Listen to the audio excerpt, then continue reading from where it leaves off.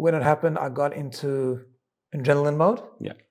And for the first week, I didn't actually even feel so shattered. I did feel shattered, but I wasn't experiencing that pain because I was really giving and giving and giving. I unfortunately had to do Yaakov Levitan's funeral. Yeah. Which was a great merit and a schus, but it's unfortunate, obviously. You are listening to the JP Show, where we discuss the issues you care about from a Jewish perspective. I am Rabbi G. And I am Rabbi Levi. And we hope you enjoy this episode.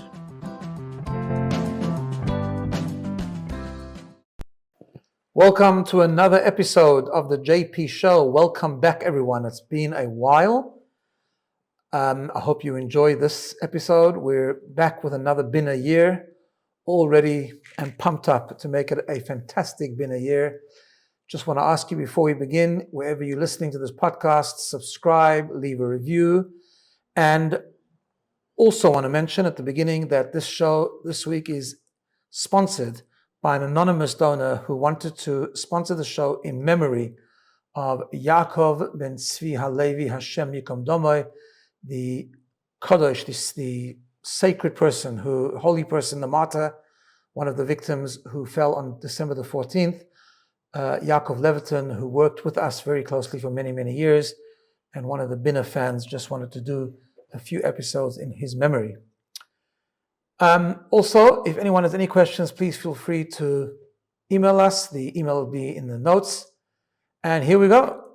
So, Rabbi Levi, first I want to know. This is a new format. It's a new format. We're trying to make it a bit upgrade the quality so you can hear better and understand better. How was your time in Melbourne before we get into anything else? Melbourne was good. I had my yearly switch off. I'm jealous. I switched off my phone for 2 weeks, which was... How do you do that? How do you actually manage You just, on the top of the phone, there's a button which switches off the phone. Oh, really, yeah? Put it into a drawer. That's simple. You put it into a drawer and you take it out 2 weeks later. Yeah, but we've got to tell everyone, you have a bit of a trick because your wife's phone is still on. Yeah, it is on. Actually, this is actually very funny. We subscribe to a weekly Jewish magazine that comes every week. My wife particularly likes it. And they have these, interesting articles about the Jewish world and what's going on. Anyway, so they have this thing called a double take, where basically they have a story and they present two sides of the story. And it's up to the readers to decide which one. Usually it's like a nuanced sort of thing. So exactly when we were away, the story was about a person who worked in a company and at a very high position, never took a holiday ever. And like 20 years after they decided to take a holiday with their spouse, and they shut off their phone for a thing. And it happened to be exactly that week, there was this massive crisis in the company, and they couldn't get hold of her. And they lost a major client because of it. And it was the whole thing, like, is it okay for someone who's so important to an organization just to switch off their phone and go away?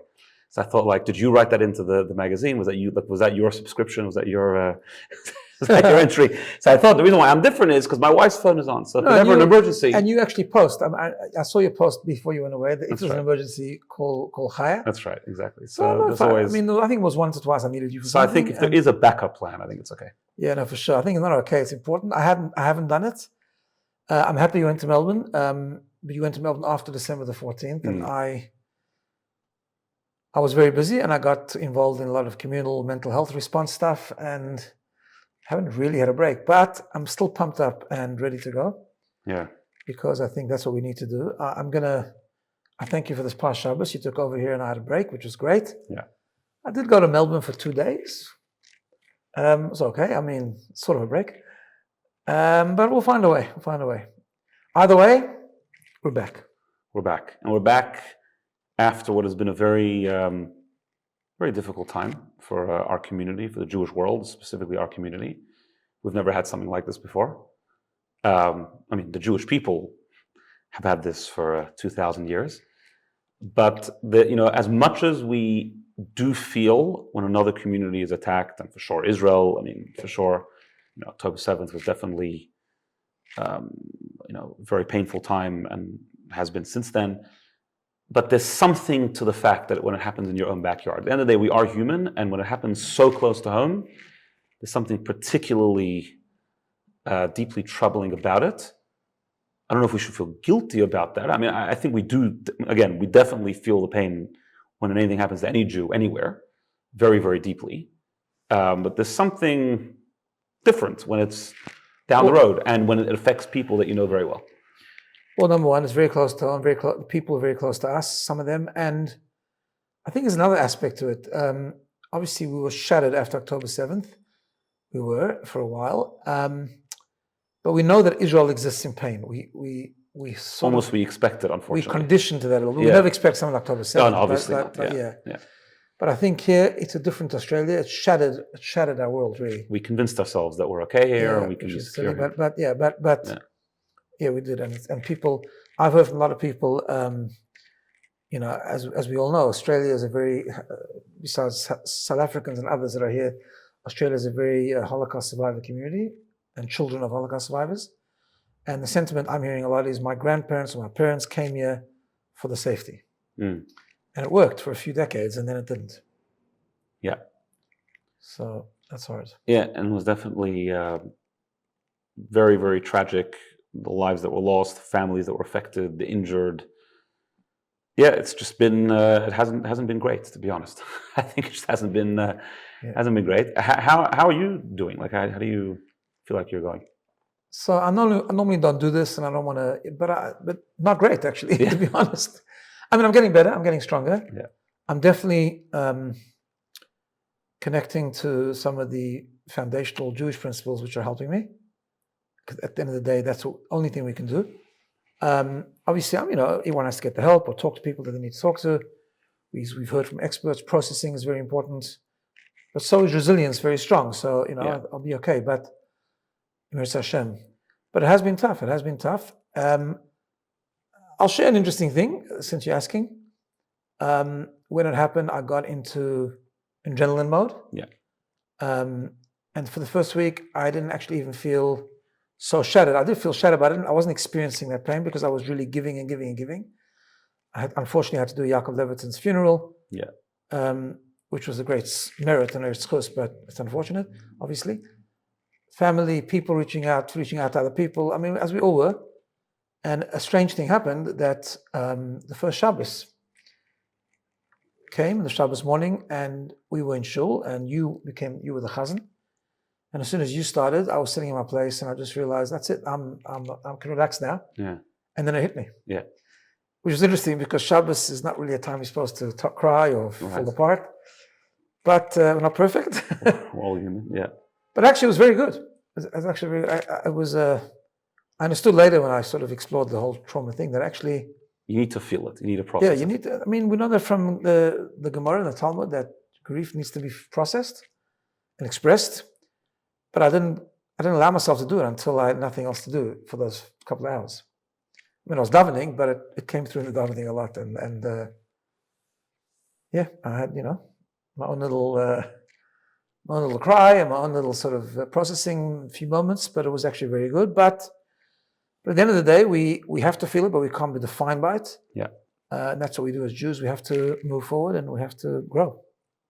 So how do you think we will grow? Do you think, I mean, in the very short term, as we did see after October 7th, and I've seen it here also as well, there's been a major awakening. I did spend quite a bit of time by the beach right after it happened.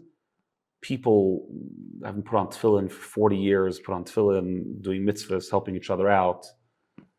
The question always is, what happens in a month from now? What happens in 2 months from now? Correct. So I'll say a few things. I think, first of all, the inspiring thing is that it's still going on. We're now like 6 weeks away, something like that, 6 weeks. People are still coming to the beach, putting on tefillin, lining up to put on tefillin. Women are lighting Shabbos candles more than they did before, on time. There's still quite a strong sense of pride. And as a community, so even the immediate reaction as a Jewish community, I'm so inspired by the fact that we didn't retreat. Yeah.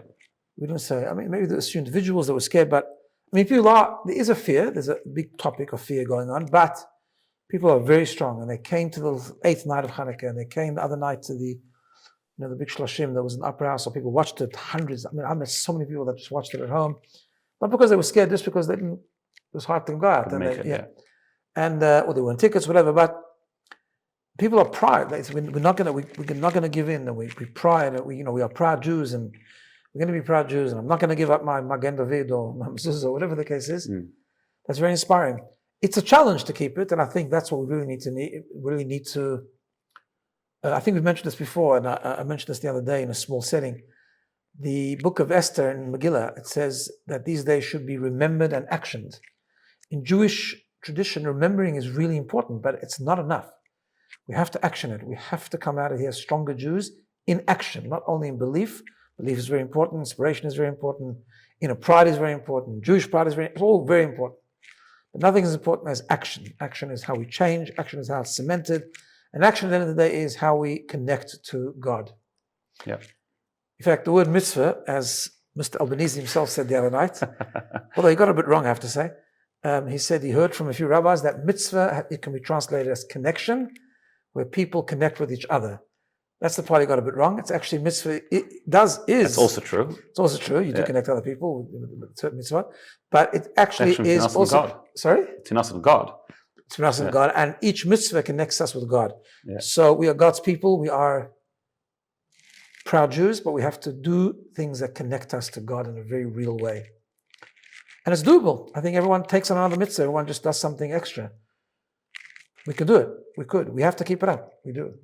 Yeah, for sure. That is our only response, right? That's the way Jews always respond. I know that we did a whole hour on this, and everyone who wants can go listen to it. We have a channel called BINA Events, where we did a whole hour question and answers, and also we did a whole hour about Yaakov Levitan. Yeah. But I thought this is a different forum. Maybe some people listen to this, they didn't listen to that. Let's talk about Yaakov Levitan just for a few minutes. He was someone very dear to us, who we lost in this tragedy. Worked at BINA for 15, 20 years? 16 years. But then kept on working. Yeah. Even when he moved over to Chabad Banda, he kept on working for us, on the side, doing a lot of stuff that we needed. And a dear friend. So why don't you share some things that you want to remember of him, or what you want to take from him? So I'm just amazingly struck by the impact that he had.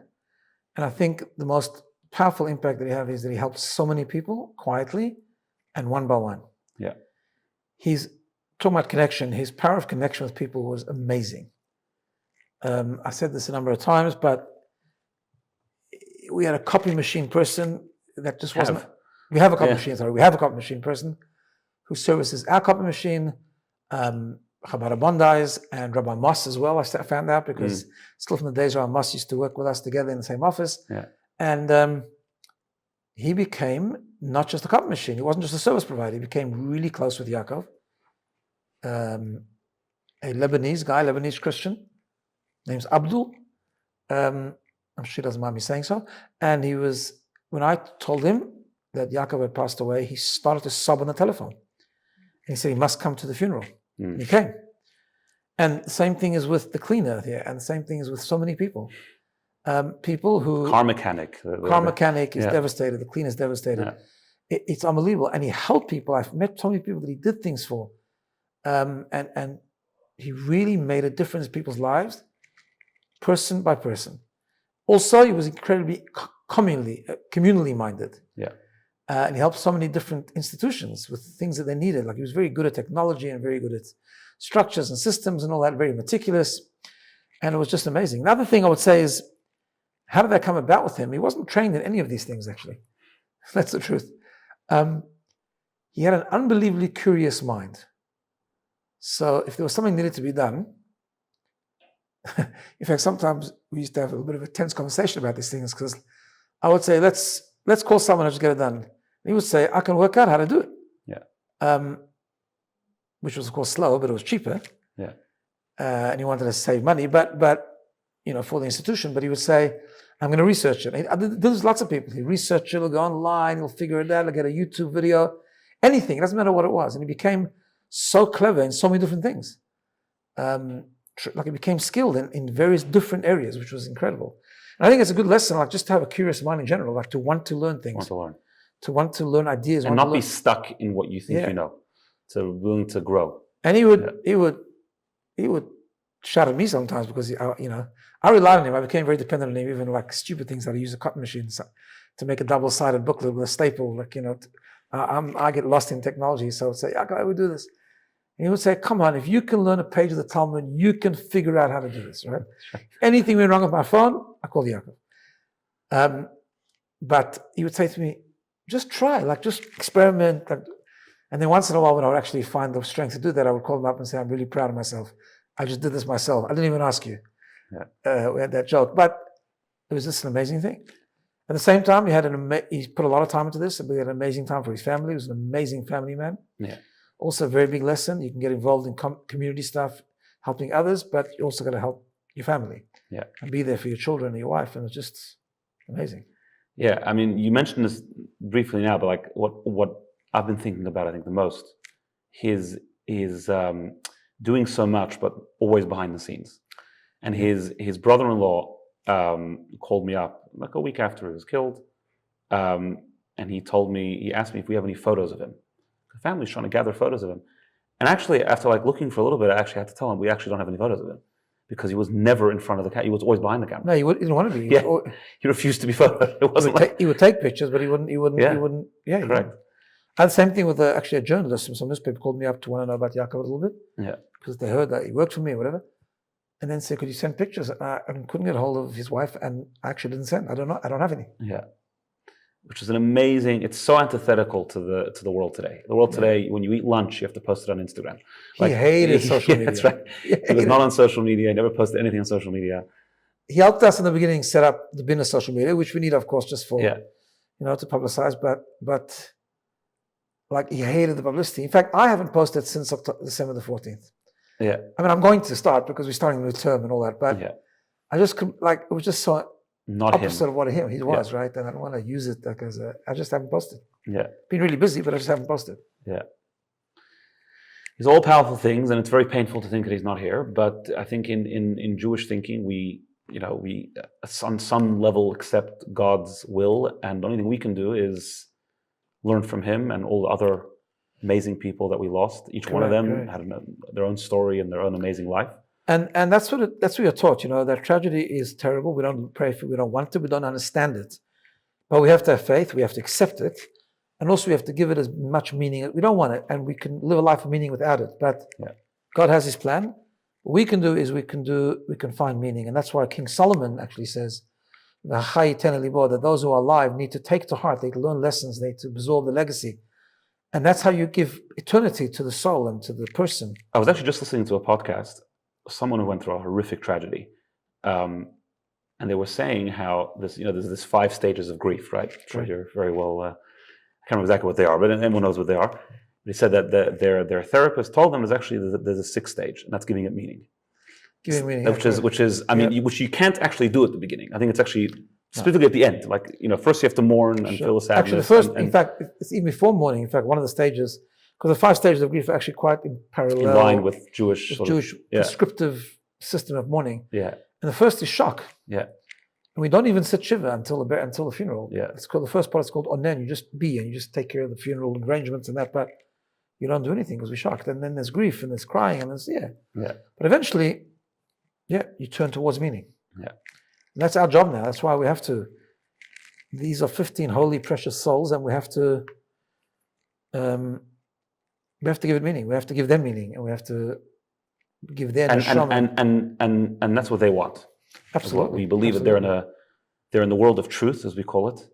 They see things differently than we see it, and they know what real meaning is, and they would only want us to do more mitzvot, to come closer to God, to learn more, to pray more, to help other people more. Absolutely. And that's what we're going to do. So looking forward to the next BINA year. I think this format is quite good, actually. I like it. It's good. I don't like the Zoom. I think this is much better.